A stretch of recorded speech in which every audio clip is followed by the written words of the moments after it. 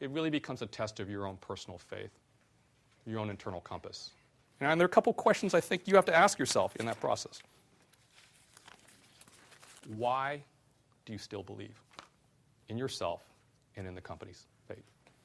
Look at yourself in the mirror, and you're going to ask yourself, what do I see? And why am I maintaining my sense of attitude and positive approach? You're going to ask yourself, what does failure mean? What defines failure to yourself, and what can you learn from it? And how are you coping with it in the moment?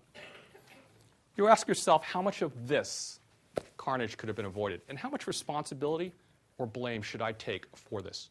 Was this in my control, out of my control? Because everyone else seems to blame me. But it's something that you really have to look inside and think about.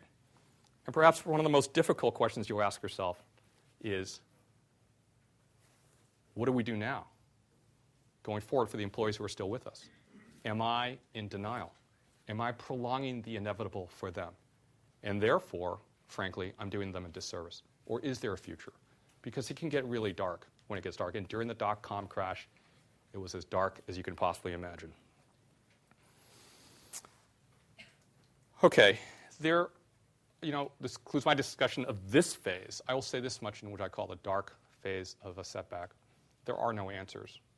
Right? There are no answers to help you. Mentors, supporters could help, shoulders to cry on, but frankly, there are no answers.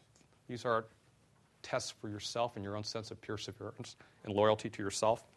It's a very personal situation. But I think you need to be prepared for this phase, because I can tell you every company goes through this.